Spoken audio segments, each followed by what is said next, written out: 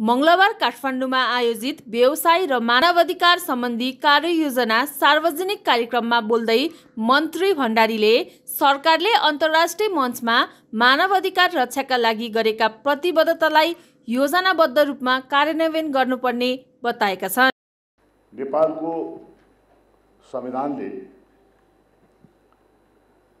नागरिक स्वतन्त्रता, मौलिक अधिकार, मानवाधिकार, कानुनी राज्यको अवधारणा लगायतका लोकतान्त्रिक मूल्य र मान्यतामा आधारित भई समृद्ध राष्ट्र निर्माणको परिकल्पना गरेको छ। संविधानले सुनिश्चित गरेका मौलिक हकका साथै राज्यका निर्देशक सिद्धान्त एवं नीतिहरूको प्रभावकारी कार्यान्वयनको लागि विभिन्न कानुनी, नीतिगत, योजनागत एवं संस्थागत व्यवस्थाहरू पनि गरिएका छन्। यसै क्रममा मानवाधिकारको सम्मान, संरक्षण, प्रवर्धन र उपचारको सुनिश्चित गर्ने राज्यको दायित्व तथा अन्तर्राष्ट्रिय मञ्चमा गरेका प्रतिबद्धतालाई योजनाबद्ध रूपमा कार्यान्वयन गर्न नेपाल सरकारले मानवाधिकार सम्बन्धी राष्ट्रिय कार्ययोजनाको निर्माण र कार्यान्वयन गर्दै आएको छ। हाल मानवाधिकार सम्बन्धी 5औं राष्ट्रिय कार्ययोजना कार्यान्वयनमा रहेको छ र उक्त कार्ययोजनाले उद्योग, व्यवसाय र प्रतिष्ठानमा र मानवाधिकार सम्बन्धी संयुक्त राष्ट्रसङ्घीय मार्गदर्शक सिद्धान्तलाई दृष्टिगत गरी छुट्टै राष्ट्रिय कार्ययोजना बनाई लागू गर्ने व्यवस्था गरी उक्त कार्यको जिम्मेवार निकाय श्रम, रोजगार तथा सामाजिक सुरक्षा मन्त्रालयलाई तोके बमोजिम यस मन्त्रालयले व्यवसाय र मानवाधिकार सम्बन्धी राष्ट्रिय कार्ययोजना तयार गरी आज सार्वजनिक पनि गरेको छ।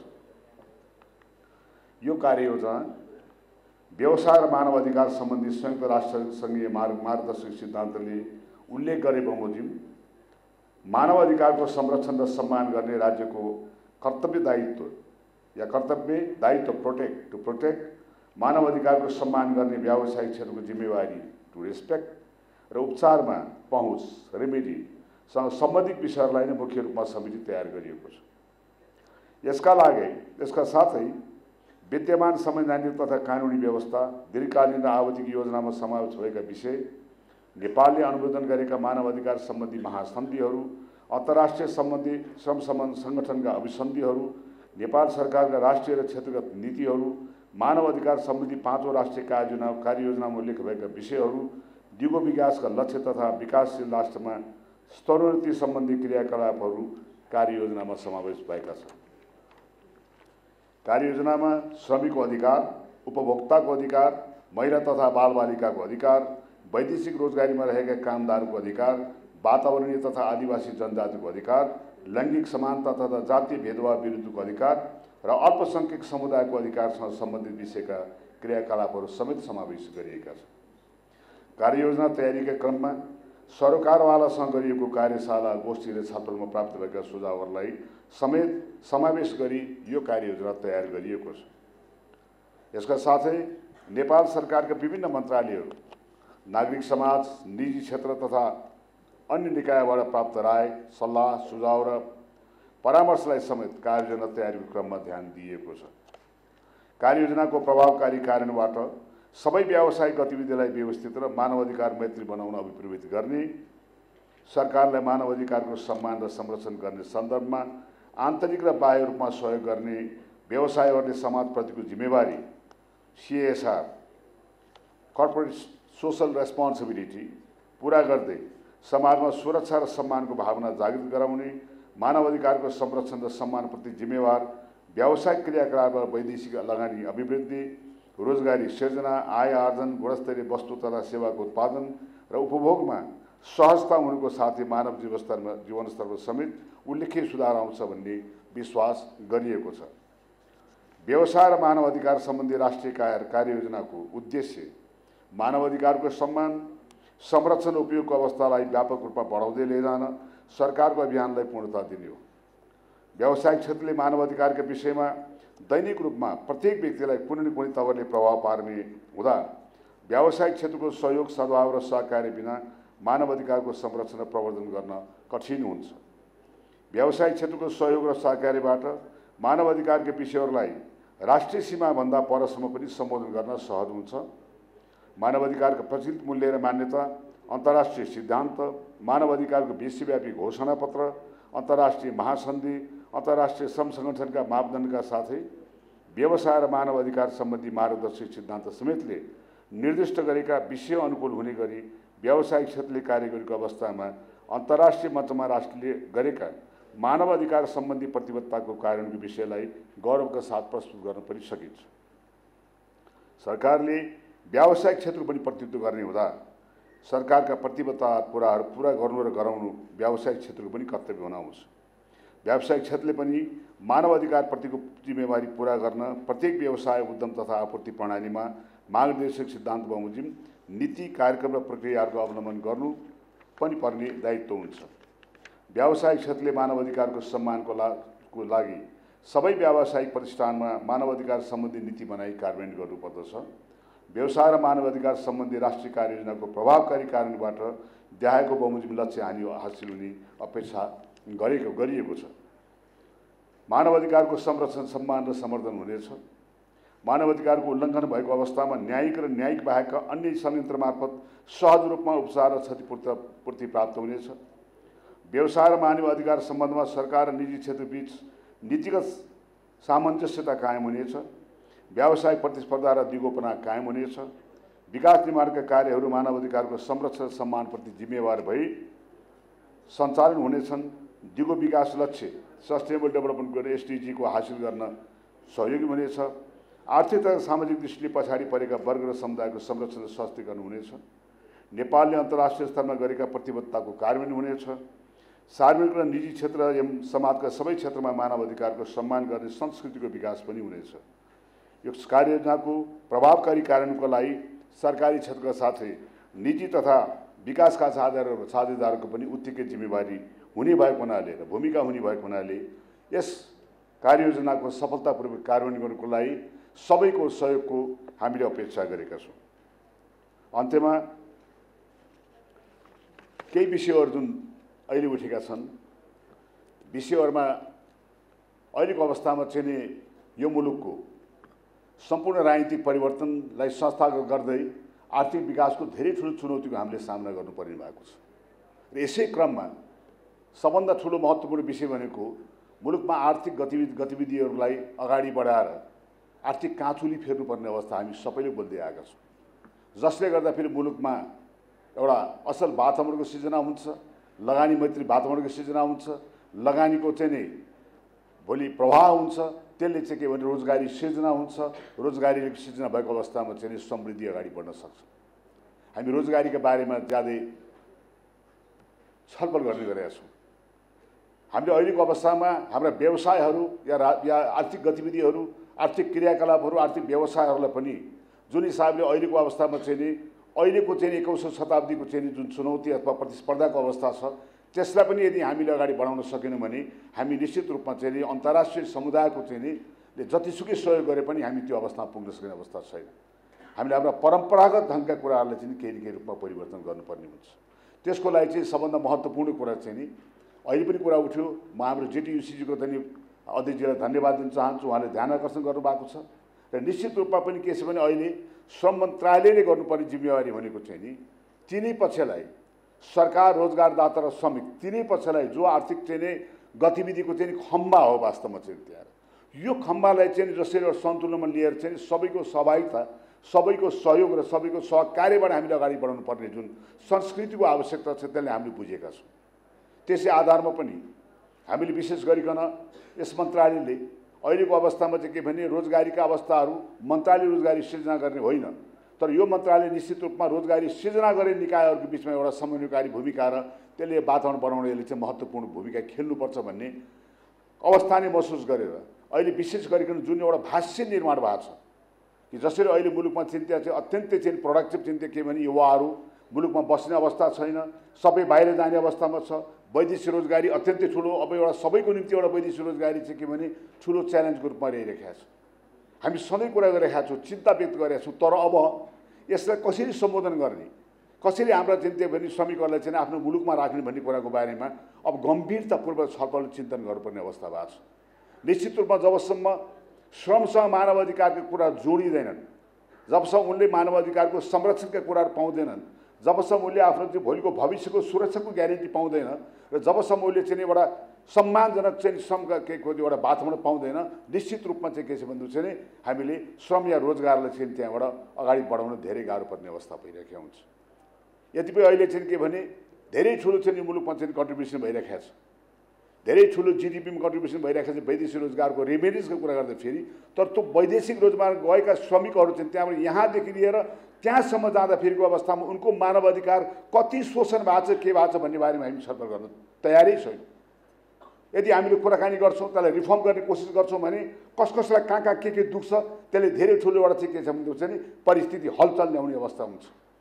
म आग्रह गर्न चाहन्छु के भने यो सम्बन्ध सबै क्षेत्रले, विशेष गरी उनको ह्युमन राइट्सको कुरा हो, उनले पाउने सोसल सेक्युरिटीदेखि लिएर उनले पाउने सबै कुरामा चाहिँ के भन्छ नि सम्मानजनक श्रमको चाहिँ जुन वातावरण छ त्यसको निम्ति चाहिँ हामीले कुरा गर्नुपर्ने अवस्था छ। र त्यसले मात्र होइन, अबको अवस्थामा चाहिँ के भने जबसम्म हामीले आन्तरिक रोजगारको अवस्था सिर्जना गर्दैनौँ तबसम्म हामीले अन्य हिसाबले चाहिँ के भने श्रमिकलाई अथवा चाहिँ हाम्रा युवाहरूलाई रोक्न सक्ने अवस्था छैन। यसै क्रमलाई मध्ये ध्यान राखेर अहिले नेपाल सरकारले श्रम रोजगार सामाजिक सुरक्षा मन्त्रालयले हामीले आगामी दशकलाई 2081-2051सम्म यो दशकलाई चाहिँ हामीले आन्तरिक रोजगार प्रवर्धन दशकको रूपमा कसरी अगाडि बढाउने भन्नेमा हामी गृह कार्य गरिरहेका छौँ। र त्यसको निम्ति चाहिँ बिन्दु चाहिँ निश्चित रूपमा त्यसको लागि चाहिँ रोजगारदाता पनि र श्रमिक चाहिँ सम्बन्ध सङ्गठनहरू पनि र नेपाल सरकारको बिचमा हामीले त्रिपक्षीय एउटा चाहिँ व्यापक रूपमा छलफल गर्नुपर्ने अवस्था सिर्जना भएको छ। त्यसै हुनाले हामीले राष्ट्रिय श्रम सल्लाहकार जुन समिति छ, जो एउटा चाहिँ अहिलेसम्मको स्थितिमा चाहिँ हामीले निरन्तर यसलाई के छ भने कन्टिन्युटी अथवा यसलाई चाहिँ रेगुलर हिसाब किताबमा हामी बस्ने, त्यसले एउटा चाहिँ त्यहाँ चाहिँ के भने छलफल गर्ने र जुन अहिले चाहिँ गुनासो उठेको छ कि स्टेक होल्डरलाई चाहिँ के भने हरेक मामलामा हरेक नीतिमा स्टेक होल्डरलाई सल्लाहलाई पनि समावेश गरेर जानुपर्छ। म त्यसको स्वागत गर्छु, सही कुरा हो। हरेक सरोकारवालाहरूले बसेर त्यो नीति निर्माण गरेको अवस्थामा त्यो ओनरसिप पनि रहने हुन्छ र त्यस अर्थमा चाहिँ त्यस हिसाबले चाहिँ श्रम मन्त्रालयले सबैलाई समावेश गरेर चाहिँ अगाडि बढ्ने अवस्थामा छ। तर म आग्रह के गर्न चाहन्छु भने सबैलाई समावेश गरेर चाहिँ जाने अवस्थामा सबैले सामूहिक र यो मुलुक र जनताको हितमा काम गर्नुपर्छ। त्यहाँ फेरि आफआफ्ना डम्पु बजाउन थाल्ने स्थिति भयो भने त्यो एउटा समस्या खडा भइरहेको हुन्छ। त्यस हुनाले चाहिँ अहिले आन्तरिक रोजगारलाई चाहिँ कसरी प्रवर्धन गर्ने, त्यसको लागि हामीले संरचनागत सुधारको पनि कुरा गरिरहेका छौँ। श्रम रोजगार सामाजिक सुरक्षा मन्त्रालयकै पनि संरचनाको बारेमा रिस्ट्रक्चर गर्ने हिसाबले हामी ओएनएम गर्दैछौँ र त्यसको अन्तर्गत चाहिँ मन्त्रालयमा आन्तरिक रोजगार महाशाखा, अहिले त हाम्रो वैदेशिक रोजगारी महाखा छ, आन्तरिक रोजगार कसले हेर्ने कसरी हेर्ने भन्ने विषयमा आन्तरिक रोजगार महाशाखा स्थापना गरेर त्यसको आधारमा चाहिँ के भने एउटा व्यापक रूपमा चाहिँ आन्तरिक रोजगारका सम्भावनाहरूलाई हेरेर त्यसको आधारमा चाहिँ ती श्रमिकहरूलाई ती रोजगारदाताहरूलाई पनि उपयुक्त वातावरण चाहिँ सिर्जना गर्न लगाएर रोजगारका अवसरहरूलाई चाहिँ सिर्जना गर्न लगाएर अनि हामीले के भन्नु छ भने अहिलेको चाहिँ वैदेशिक रोजगारमा गएका जुन हावा जुन किसिमको चाहिँ बाढ छ त्यसलाई कमसेकम के भन्छ हामी कसरी रोक्न सक्छौँ र गएका श्रमिकहरूलाई पनि जुन वैदेशिक रोजगारमा गएका चाहिँ हाम्रा नेपालीहरू छन् उनीहरूलाई पनि सम्मानजनक हिसाबमा आफ्नो मुलुकमा आएर उनको चाहिँ के ज्ञान सिपको चाहिँ लगानी आफ्नो मुलुकमा प्रवर्धन कसरी गर्न सकिन्छ भन्ने बारेमा पनि हामीले व्यापक रूपमा चाहिँ छलफल गर्नुपर्ने अवस्था छ। यसैको निम्ति पनि हामीले एउटा राष्ट्रिय आप्रवासन नीति बनाउँदैछौँ। राष्ट्रिय आप्रवासन नीति एउटा स्पेसिफिक टिम छ जसले अहिले काम गरिरहेका छ। उनीहरूले अहिलेको अवस्थामा अन्तर्राष्ट्रिय श्रम बजार कस्तो छ, कहाँ छ, के किसिमको मान्छे, कस्तो श्रमिकहरू, कुन स्तरका श्रमिकहरूलाई कसरी कुन बजारमा कहिलेसम्म पठाउने, त्यसलाई फर्काएर ल्याएर आफ्नो मुलुकको समृद्धिलाई कसरी प्रयोग गर्ने, यो सबै विषयमा चाहिँ के भन्छ अरे छलफल गर्नको लागि चाहिँ नीतिगत रूपमा अगाडि बढाउनको लागि हामीले काम अगाडि बढिरहेका छौँ।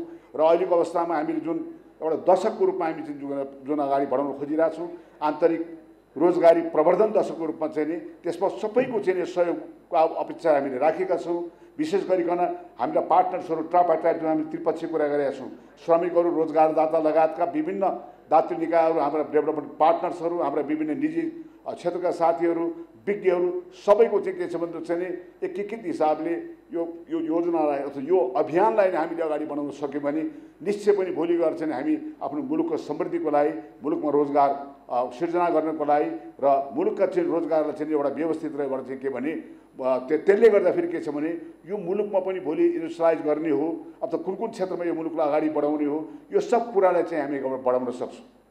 अहिले जुन हिसाबले हामीले कुरा गर्दाखेरि भर्खर मानव अधिकार आयोगको अध्यक्षबाट जुन आएको छ निश्चय पनि त्यो कुरा छ। हाम्रा विभिन्न विकास निर्माणका जुन क्षेत्रहरूमा चाहिँ त्यहाँ भौतिक निर्माणका कुराहरूमा चाहिँ त्यहाँ छ नि हाइड्रो पावर ऊर्जा विकासका कुराहरूमा त्यहाँ निश्चित रूपमा जुन किसिमले चाहिँ हामीलाई सबभन्दा पहिलो कुरो पनि हामीलाई आवश्यकता परेका श्रमिकहरू, हामीलाई आवश्यकता परेका चाहिँ के भन्छ भन्दा एक्सपर्टिजहरू त्यहाँ कति छन्, कति चाहिन्छन्, त्यसको हामीले लेखाजोखा गर्न सकेका छौँ। त्यसो हुनाले हामीले नेपालमै यस खालका चाहिँ म्यान पावरहरू, यस खालका चाहिँ श्रमिक आपूर्तिको व्यवस्था के हुनसक्छ भन्ने कुरा गरेर अहिले यस किसिमको मानिसहरू जो अहिले चाहिँ हाम्रा अपर्च्युनिटीहरू, हाम्रा अवसरहरू हामीले यहाँ काम गर्न नसकेर ती अवसरहरू चाहिँ बाहिरबाट आएका मानिसहरूले त्यो रोजगारीमा जुन हिसाबले चाहिँ त्यहाँ चाहिँ अहिले इन्जोय गरिराखेका छन्, यो बारेमा पनि हामीले छलफल गर्नुपर्ने आवश्यक छ। त्यो समग्र रूपमा चाहिँ के छ भने रोजगारी क्षेत्रमा कुरा गर्दै तर यो रोजगारलाई एथिकल हिसाबले कसरी लिएर जान सकिन्छ, यो रोजगारीलाई मर्यादित हिसाबले कसरी लिएर जान सकिन्छ र यो श्रमको क्षेत्रमा चाहिँ के भने यसको सम्मान कसरी हामी गराउन सक्छौँ, यो बारेमा पनि हामीले सोच्नुपर्ने आवश्यकता छ। मलाई लाग्छ यो कार्ययोजना जुन एउटा संयुक्त राष्ट्रसङ्घको मार्गदर्शक सिद्धान्तलाई आधार मानेर मानव अधिकारका मूल्य र मान्यतालाई स्वीकार गर्दै हरेकले आफ्नो मानव अधिकारलाई सुरक्षित चाहिँ हरेक क्षेत्रमा वर्क प्लेसमा सुरक्षित हुने हिसाबले जुन किसिमको व्यवस्थापन गर्न खोजिएको छ, यसको सफलताको लागि हामी सबैजना चाहिँ लागि पर्नुपर्छ। र त्यसो हुनाले चाहिँ के भने यो कार्ययोजना बन्ने सिलसिलामा जति पनि यस्तो सुझाव आएको छन् त्यसलाई इमान्दारीपूर्वक कार्यान्वयन गर्ने र गराउने प्रतिबद्धता मन्त्रालय र सरकारको तर्फबाट व्यक्त गर्दै यो कार्ययोजनाको सफलताको शुभकामना दिँदै म बिदा पनि लिन चाहन्छु। श्रम, रोजगार तथा सामाजिक सुरक्षा मन्त्री शरद सिंह भण्डारीले मानव अधिकारको सम्मान, संरक्षण र सुनिश्चितता गर्ने काम राज्यको दायित्व भएको बताएका छन्। यो व्यवसाय र मानव अधिकार सम्बन्धी राष्ट्रिय कार्ययोजनाको विषयमा यहाँ मैले भनिरहनु पर्ला जस्तो र त्यो भनेको बुझाइरहनु पर्ने खालका कोही पनि हुनुहुन्छ जस्तो मलाई लागेन। तसर्थ यो कार्ययोजना निर्माणमा संलग्न टिमले मैले सरसर्ती कार्ययोजना हेर्दाखेरि व्यवसाय र मानव अधिकार सम्बन्धी विभिन्न संयुक्त राष्ट्रसङ्घीय मार्गदर्शक सिद्धान्तको आधारमा रहेर कसरी मानव अधिकारको संरक्षण र सम्मान गर्ने भन्ने सन्दर्भमा यो कार्ययोजना ल्याइएको छ। यस कार्ययोजनाभित्र भएका एक्सन प्लानले यो चाहिँ श्रम मन्त्रालयले ल्याएको, श्रम मन्त्रालयले हेर्छ मात्र नभइकन विभिन्न निकायको यसमा जिम्मेवारी र कति समयभित्र जिम्मेवारी पुरा गर्ने भन्ने पनि उल्लेख भएको हुँदा यो उल्लेखित कार्ययोजना कार्यान्वयनमा हामी त्यसमा मेरो मन्त्रालयको पनि त्यसमा जिम्मेवारीता छ, सहयोग गर्ने ठाउँमा पनि छ। त्यसैले यो दिनमा यस्तो अमूल्य चिज जो एकीकृत गरेर जुन श्रम, रोजगार तथा सामाजिक सुरक्षा मन्त्रालयको संयोजन गर्ने टिम, प्राविधिक सहकार्य गर्ने युएनडीपी, प्रकाशन गर्ने मन्त्रालयप्रति आभार प्रकट गर्दछु र धन्यवाद पनि दिन चाहन्छु। साथै यो कार्ययोजना कार्यान्वयनले मानव अधिकारको सारभूत तत्त्व भनेको मैले बुझेको non discrimination, equity and empowerment, participation, access and accountability र लेजिटिमेसी होला जस्तो लाग्छ। त्यो प्राप्तिमा यो कार्ययोजनाले बहुत महत्त्वपूर्ण योगदान दिनेछ भन्ने मलाई आशा लागेको छ र यो निकाल्नु भएकोमा र यसलाई कार्यान्वयन गर्नुमा हामी सबैको जिम्मेवारी भएको हुँदा यस अवसरमा मलाई पनि आफ्नो धारणा राख्ने अवसर दिनुभएकोमा मन्त्रालयलाई म प्रति हार्दिक आभार प्रकट गर्दै यसको कार्यान्वयनमा हामी सबै लाग्नुपर्छ भन्ने शुभकामनासहित कार्यक्रमको सफलताको कामना गर्दै बिदा हुन्छु। धन्यवाद। मन्त्रालयले आगामी 2081-82 सम्मको दशकलाई आन्तरिक रोजगार प्रबन्धन दशकको अगाडि बढाउने गरी गृह कार्य गरिरहेको उनले जानकारी दिएका छन्। आज यस कार्यक्रममा मलाई पनि यहाँ बोलाएर यस शुभकामना मन्त्री व्यक्त गर्ने मौका प्रदान भएकोमा मन्त्रालयप्रति म हार्दिक आभार व्यक्त गर्न चाहन्छु। यस हाम्रो चाहिने national action plan and business and human राइट्सको चाहिँ ऊ भइसकेको छ, सार्वजनिकरण भइसकेको छ, माननीय मन्त्रीज्यूबाट भइसकेको छ र यो नेपाल सरकारले व्यवसाय र मानव अधिकार सम्बन्धी राष्ट्रिय कार्ययोजना जारी गरेकोमा हार्दिक बधाई तथा कार्ययोजनाको सफल कार्यान्वयनको लागि शुभकामना पनि व्यक्त गर्दछु।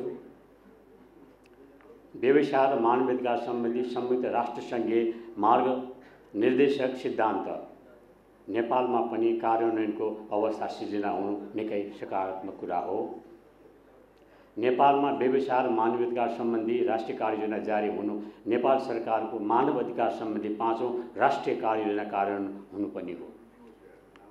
कार्ययोजना नबन्दा पनि आयोगले राष्ट्रिय मानव आयोगले व्यवसाय र मानवाधिकारका विविध विषयमा अनुगमन अनुसन्धान गरी नेपाल सरकारलाई सिफारिस गर्दै आएको छ। राष्ट्रिय मानवाधिकार आयोगले व्यवसाय र मानवाधिकार सम्बन्धी राष्ट्रिय कार्ययोजनाको तर्जुमा गर्दादेखि नै नजिकबाट रहेर अवलोकन गरिरहेको अवस्था पनि थियो। आयोगले सम्बन्धित सरकारहरूसँग परामर्श गरी कार्ययोजनाको अन्तिम मस्यौदामा राय सुझाव दिएको पनि छ। आयोगले कार्ययोजनाको प्राथमिक विषयमा विकास र मानवाधिकार थप गर्नुपर्ने सुझाव दिएको थियो, किनभने यस सम्बन्धी मुद्दा उजुरीहरू पनि आयोगले गरेको अवस्था पनि छ। आयोगमा जलविद्युत आयोजना, विद्युत प्रसारण, मार्ग विस्तार, सडक विस्तार जस्ता विकासको विषयमा मानवाधिकार हनन भएको भन्ने उजुरीहरू प्राप्त हुने क्रम बढ्दै आएको छ। यस्ता विकास आयोजनाबाट प्रभावित आदिवासी जनजाति र स्थानीयवासीको मानव अधिकारमा नकारात्मक प्रभाव परेको अवस्था देखिएको छ। यसकारण कार्ययोजनाले समेटेको वातावरण र आदिवासी जनजातिको अधिकारलाई छुट्टाछुट्टै प्राथमिकता दिनुपर्ने आयोगको राय थियो, जुन राय चाहिँ हामीले उस मन्त्रालयबाट मागेको उसमा चाहिँ पठाएका पनि थियौँ।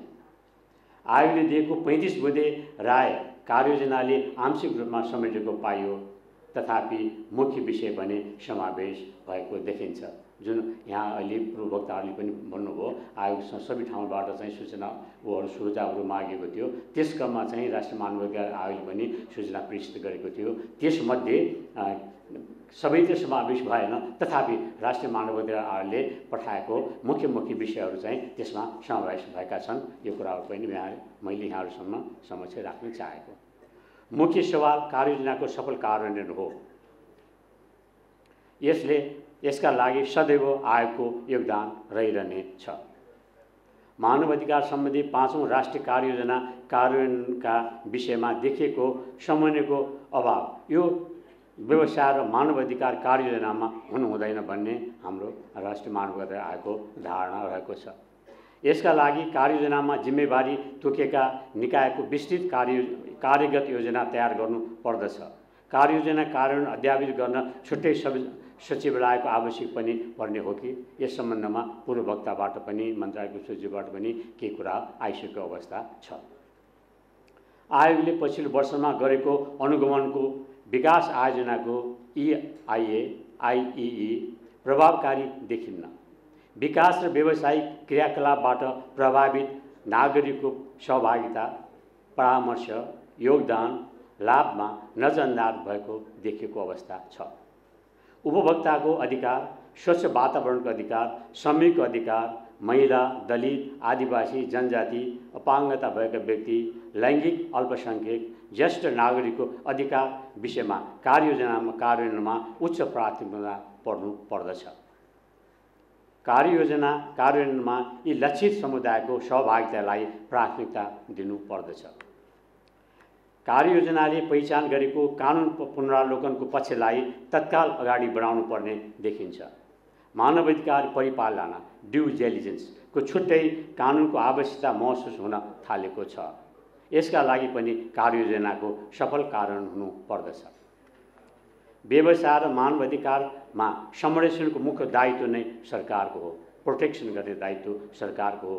यसकारण सरकारी निकायका अधिकारी नै मानव अधिकारको रक्षक हुन्।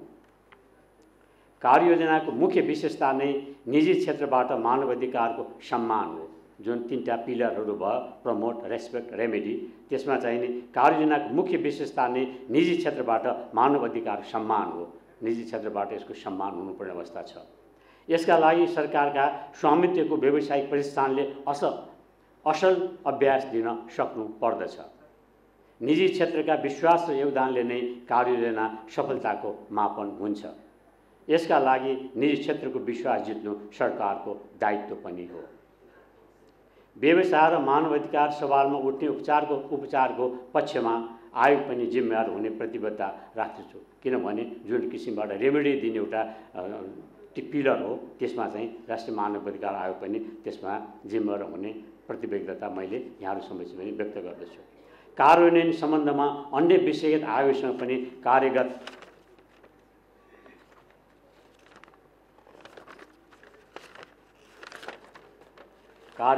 समन्वय हुनेछ। कार्ययोजना कार्यान्वयनको अनुगमन सञ्चार क्षेत्र, नागरिक समाज, विज्ञ, मानवाधिकार रक्षक सबैसँग आयोग हातेमालो गर्न चाहन्छ। कार्ययोजना कार्यान्वयन अवस्थाको कम्तीमा वार्षिक रूपमा अद्यावधिक वार्षिक प्रतिवेदन दिन सके राम्रो हुन्छ। यसबाट व्यवसाय र मानवाधिकारमा अन्तर्राष्ट्रिय समुदायलाई उदाहरण पेश गर्न सकिन्छ। हुन त यसमा कार्यमा 2 वर्षमा गर्ने भन्ने कुरा चाहिँ उल्लेख गर्नुभएको अवस्था देखिएको छ। तथापि व्यवसाय र मानवाधिकारमा संयुक्त राष्ट्रसङ्घीय विकास कार्यक्रमको प्राविधिक योगदान रहँदै आएको छ। कार्ययोजना कार्यान्वयनको सुरुवाती वर्षमा प्राविधिक सहायता अझै आवश्यक देखिन्छ। साथै क्षेत्रगत रूपमा अन्य साझेदार संस्थाको साथ सहयोग पनि उत्तिकै आवश्यक छ। अन्तमा कार्ययोजना जारी गर्नु नै एउटा उपलब्धि हो। यसको सफल कार्यान्वयनको कसीमा सरकार, निजी क्षेत्र, हामी आयोग समेत उभिएका छौँ। यसका लागि आयोग प्रतिबद्ध छ। आफ्नै रणनीति हुन्छ। आयोग प्रतिबद्ध भएको कुराहरू पुनः यहाँहरू समक्ष म राख्न चाहन्छु। सम्बन्धित सबैमा सफल कार्यान्वयनको लागि अपिल पनि गर्दछु।